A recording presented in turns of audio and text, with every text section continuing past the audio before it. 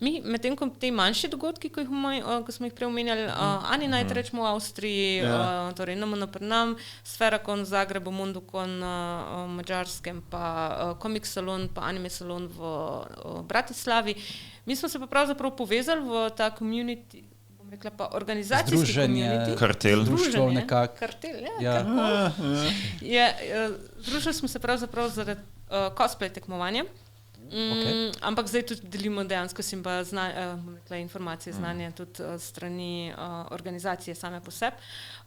Združili smo se zato, da smo ustanovili ICC Cosplay Championship, torej International Cosplay Championship Contest, ker nas je vse motilo, da naši cosplayeri nimajo šans tekmovati z profesionalnimi cosplayeri. Zdaj, ste nekako naredili svojo ligo. Čakaj, to nimajo. Kako misliš, to nima šans tekmovati? Rečemo, par let nazaj, ko je rečemo pri nam bila cosplay scena res na začetku, oni ne morejo tekmovati z Germijo iz Češke, ne morejo tekmovati z Mall cosplayem iz Nemčije. Ker pač so tako profesionalni, nimajo toliko opremo. Ja, tako, mislim, tisti ljudje to delajo za biznis. Oni imajo doma 105 različnih printerjev, veš, ekipo, ki jim pomaga delati cosplay. To je njihov full-time job. Tako, ja. In oni pač grejo na tekmovanja tam, kjer je veliko denarja, zato ker se na ta način tudi financirajo. Se mora povrniti, kaj je dobro. Mislim, se je vse super lepo in prav. Sam malo nam je bilo škoda, ker zakaj pa se naši ne bi mogli družiti, pa povezovati, pa hoditi na neke konteste, ker je tam tak profesionalizem rato na tej mednarodni mreži. In smo naredili svojo, pa še res smo hoteli malo bolj, bom rekla, Balkan povezati, pa vzhodno Evropo, in se ste videli, ko sem naštela, ni zraven Italije pa Francije, ampak smo bolj vzhodni del, smo mogoče malo manj podkrepljeni. Ki bi mogoče malo zanemarjen tudi strani teh večjih korporacij, niso prirejali tako večjih dogodkov na teh področjih vzhodne Evrope, jugovzhodne Evrope. In se je skupnost povezala in naredila neko svojo ligo, recimo smo prej govorili. Če se ne motim, bo pa naslednje leto ta ICC tekmovanje potekalo v Sloveniji, sprav na NMN-ju. Si navdušen. Mogoče lahko malo poveš, kako je spravi ta odločitev padla in kako bo v bistvu tekmovanje izgledalo drugače, kot recimo na letošnjem tekmovanju. Ja, malo si zafrkavamo, da deluje kot en Eurosong. Ker je, v resnici vsako leto en drug. Vsako leto en drug to gosti.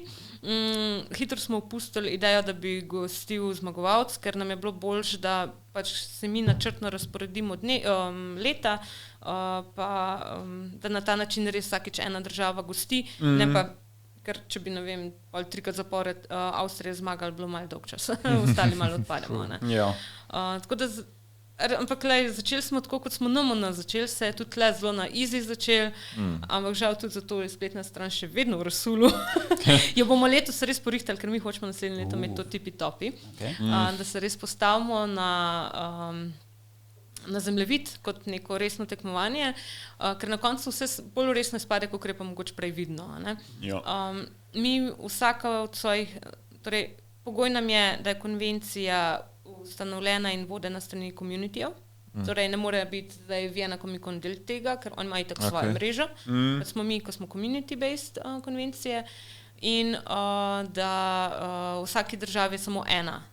Torej v Avstriji je par različnih organizatorjev, različnih Comic-Conov, Ani Night je tisto, ki je pač zraven nas v tej mreži. In mi pol, torej vsak izbere svojega čempiona, ki gre pol, včasih smo imeli tisto leto. Champion. League of Legends, champion. Včasih smo imeli, da je se... v Harry Potterju, dobiš svojega čempiona. Mešal. Ne, ampak ti grejo dejansko skozi tekmovanje, če žirijo in je vse demokratično izdelano. Trial by combat. Ja, to si predstavljam. Kriterije smo se zgledovali po tujih kontestih, torej imamo 3 kategorije, Armor, SFX, Special Effects, pa Needlework, torej šivanje.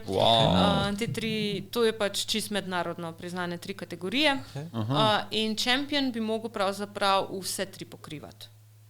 Zato, ker je zelo težko, Ja. ne vem, bom rekla letos, če primerjamo letošnjega zmagovalca, Jan Mandalorian. Strmšek, Mandalorian, on prepleta vsega in malo, oziroma special effects. Ja, tudi, ker je dejansko dodal lučke noter v Swordu. Ja. Tako da, ali pa 3 leta nazaj, ko je bila Ema, pozabila ta... govorimo o Leoni, slučajno? Ne, Leona. Ema, Aha, je bila mogoče iz Warcrafta? Ja, mislim, da je Bila elf. Ne vem točno, kaj je že cosplayala. Mislim, da je iz Warcrafta en elf, ampak tudi jaz nisem sure, kaj specifično. Albedo je bila prej, ne? Ja. Albedo je bila 2018. Albedo je bila 2018, 2019 pa... Vem, da je imela tisto lanterno. Bo Jovan poiskal, bo... No, ona je bila zelo tak dober primer vseh 3 prepletenih, ker je imela tako armor, imela je veliko special efektov, torej od dima do barvanja, make-upa, do šivanja, ker je tudi trebala pošivati marsikatero del. Tako da dejansko, ja, best of the best je ponovadi neka kombinacija vsega. Seveda včasih bo tudi samo v eni zadevi toliko močen, da je še vedno best of the best. Važen je, da ima vse, važen je pač, da ima vsega po malem. V resnici na koncu itak gledaš, kdo je bil najboljši. Tukaj mi v bistvu padeta na pamet 2 vprašanje. Prva je, ali je pomembno, da je ta cosplay izdelan povsem individualno? In drugi, kaj če cosplay ne vsebuje šivanje? Naprimer, da gre za nek armor, recimo, da moraš full EVP upraviti ali pa 3D propov.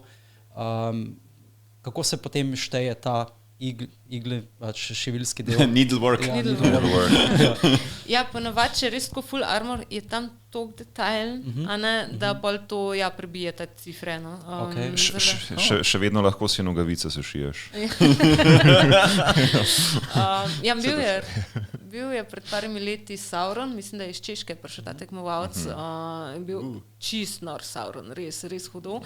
In pač to je bil v detajl narejen armor, ker pač če tam ni rabo nič sušiti, se ti vseeno, zaradi tega, ker je toliko detajlov bilo, pa še posebne efekte je imel z lučkami, učke, veš, vse. Tako da ja, mislim, vse ocene so dosti subjektivne, tako je, poskušaš najprej biti čim bolj objektiven, oceniti kakovost izdelave, so šivi tudi skriti, da ni zdaj vse na pol zlepljeno skupaj in se kar boji, že bo razpadel, do tudi tistega efekta celostnega cosplaya, kako pač zgleda. Kaj pa nastop?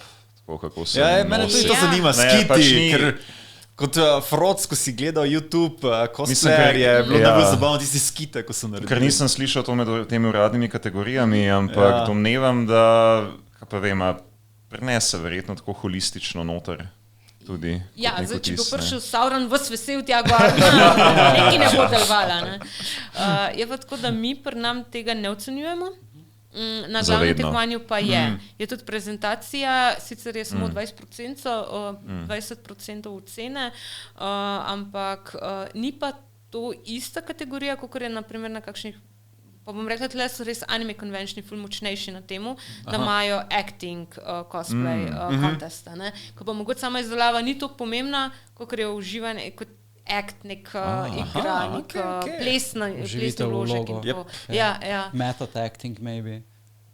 Method acting, da se res uživiš v vlogo. Da si karakter. Se prej pripravljaš. Tisti edgelord. Ja, ker mogoče tvoj personality ni enak sliko. Tako kot Gregi pa Natsu ali pa Naruto cosplay. In kaj s cosplayem samega sebe dan, ko jaz ne drugi, oni mene. Ti si Jaz se tebe spomnim dejansko na 3. namanoju, ko si prišel kot Pikachu. To je že pa tako daleč nazaj. Ja, tisto fotko sem doskrat uporabljala in tako, On je dober promo material. Ko smo že pri promo in naša maskota.